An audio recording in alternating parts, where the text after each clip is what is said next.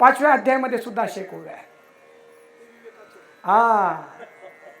ते विवेकाचे गाव की परब्रह्मीचे स्वभाव की अलंकारले अवयव ब्रह्मविद्येचे. मग गाव शब्दाचा काय काय अर्थ झाला? संतांचा समुदाय, संतांचं शरीर, संतांचा विवेक, संतांचा स्वभाव, या सगळ्याला म्हणायचं संतांचं गाव. याचा अर्थ संतांच्या गावी अर्थात संतांच्या ठिकाणी. काय आहे? संतांची गावी प्रेमाचा सुकाळ.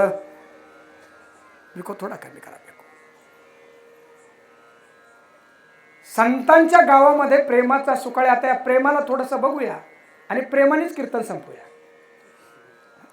प्रेमाप्रमाणे प्रेम. प्रेम म्हणजे काय? खतर जगामध्ये काही लोकांनी त्याचं मला वाटतं कॉपीराईट घेतलाय. ते म्हणतात प्रेम म्हणजे आम्हालाच माहिती नाही, पण त्या प्रेम मधलं प्रही माहिती नाही त्याला.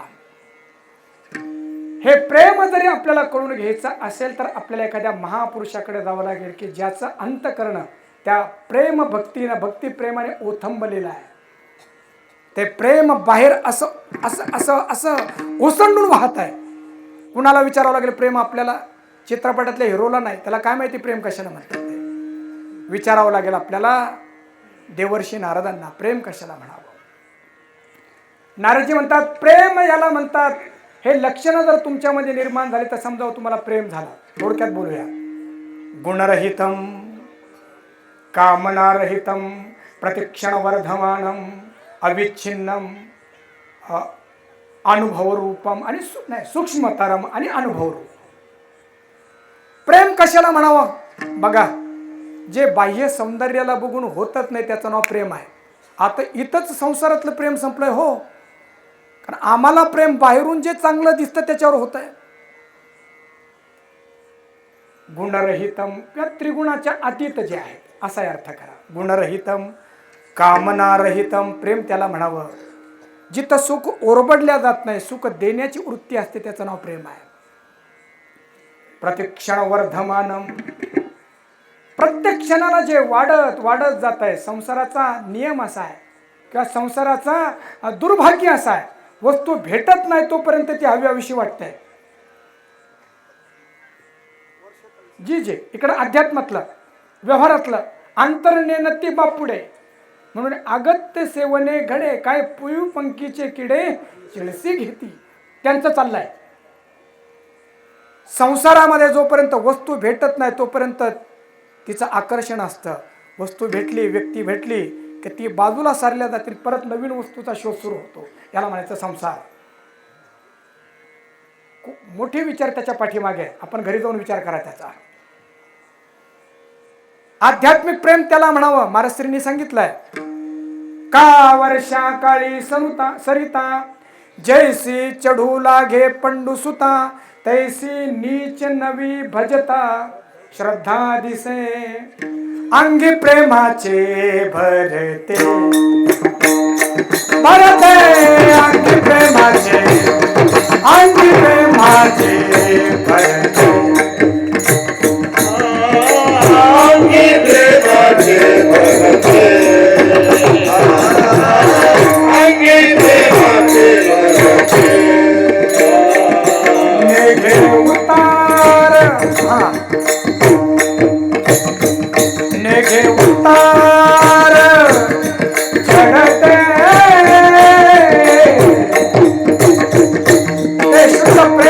अंतःकरणामध्ये आलं. बोलताना थोडं कमी ठेवा. बोलताना थोडा आवाज कमी ठेवा. मग जोरात वाजूया. एकदा ते प्रेम अंतःकरणामध्ये निर्माण झालं की ते कमी होत नाही. प्रत्येक क्षणाला वाढत जातं. प्रतिक्षणम वर्धमानम त्याचा मराठी अनुवाद आहे. नेघे बजावा नेघे उतार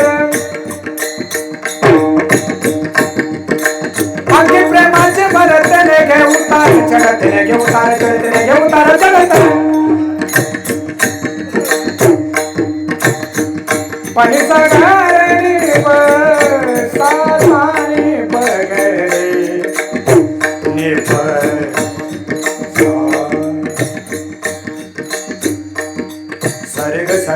सा ग रे ग सा ग सा रे ग रे सा. अंगी अंगी अंगी प्रेमाचे भरते, अंगी प्रेमाचे नगे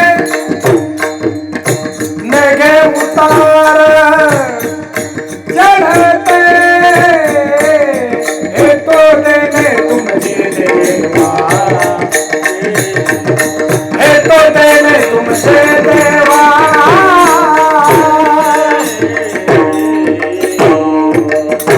प्रतिक्षण वर्धमानम, प्रत्येक क्षणाला जे वाढत जातं. पुढे ऐका, अविच्छिन्नम. प्रेम तुटण्याचे अनेक कारण निर्माण झाली तरी जे तुटत नाही त्याचं नाव प्रेम आहे. इथं जर साडीला मॅचिंग चप्पल आली नाही तरी डिवोर्स, असं प्रेम म्हणता येईल. इथं एखादा शब्द जरी रागवून बोललं तरी नाही राहणार मी तुझ्याकडे, कशाला प्रेम म्हणता येईल याला. अविच्छिन्नम, काही जरी झालं तरी जे तुटत नाही त्याचं नाव प्रेम आहे. सूक्ष्मतरम, जे बोलता येत नाही महाराज, थोडं व्यावहारिक लेवलवरून बोलतो महाराज, जे आपली क्षमा मागून. आमच्याकडे प्रेम व्यक्त करण्याचे काही दिवस आहे व्यवहारामध्ये आज, त्याला व्हॅलेंटाईन डे म्हणतात. आणि त्या दिवशी मुलं मुली हातामध्ये फुलं घेतात आणि प्रेम व्यक्त करतात. नारदजी प्रेमाची जी व्याख्या करते त्या व्याख्येपेक्षा कशी ती विरुद्ध आहे ते बघा. नारदजी असं म्हणतात की प्रेम बोलल्या गेलं की प्रेम संपलं. ते सांगता येत नाही, ते बोलता येत नाही, हृदयाने हृदयाला जाणून घ्यायचं असतं. प्रेम बोललं की संपलं. पुढे ऐका, प्रेमामध्ये दोन उरत नाही, प्रेमामध्ये फक्त एक उरतो आणि तो म्हणजे परमात्मा. सिद्धांत ध्यानात घ्या, प्रेमामध्ये दोन उरत नाही, प्रेमामध्ये किती उरतो? फक्त एक उरतो. आता तरुण पूर्ण नाही माझ्या पुढे, पण तुम्ही पण ऐकून ठेवा थोडंसं.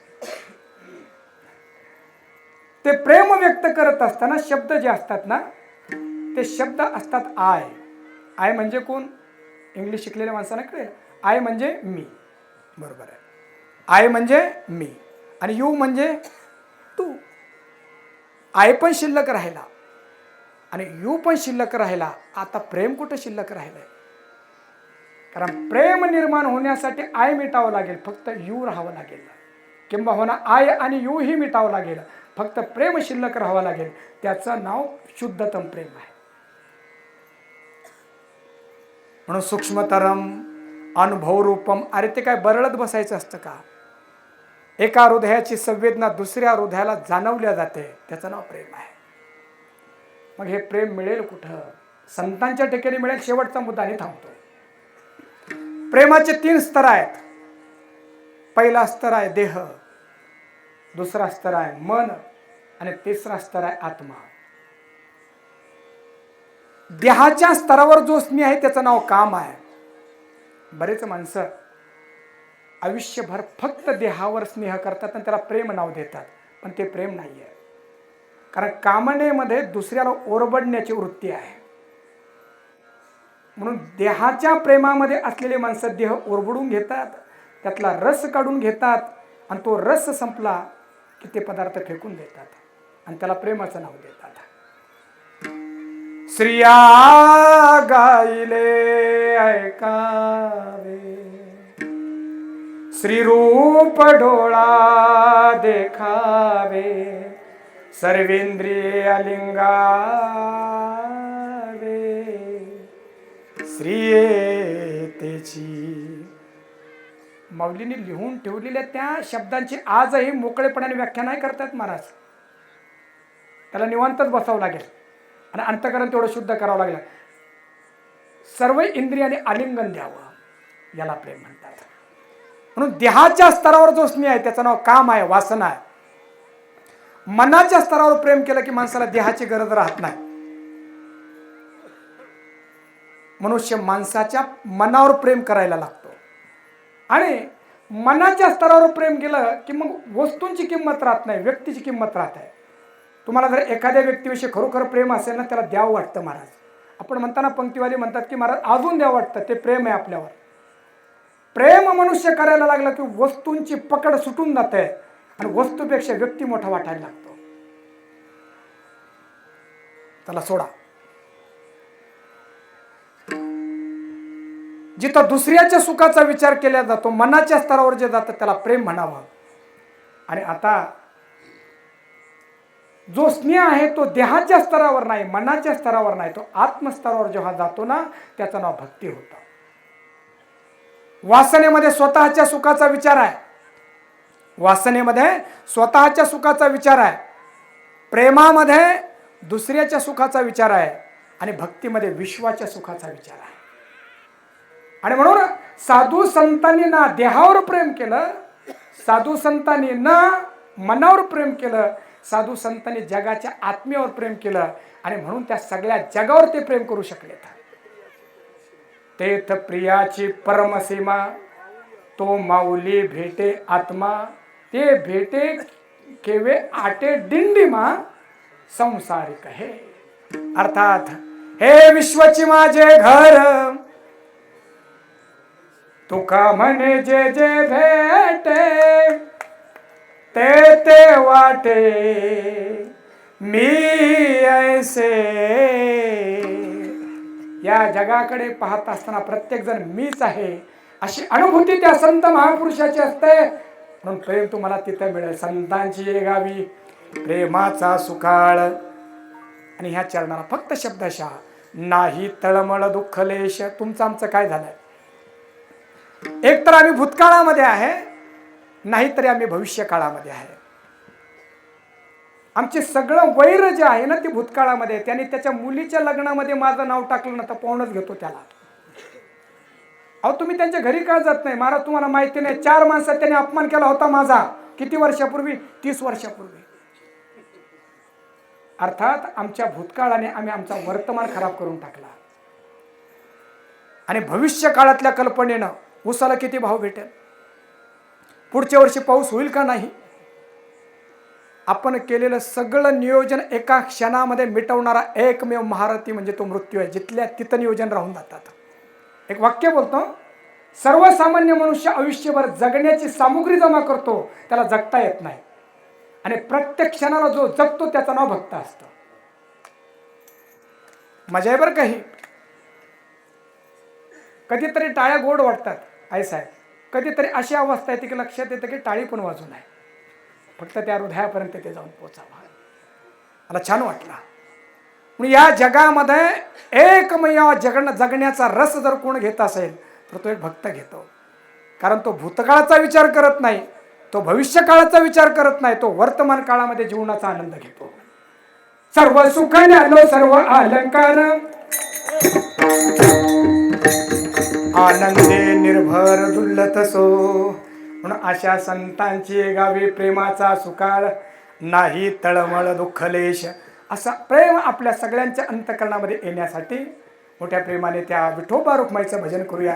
सगळ्यांनी वर हात केले तरी चालतील, थोडंसं सिलेंडर आणि प्राणायाम सुद्धा घडेल मोठ्या प्रेमाने. विठोबा रखुमाई रखुमाई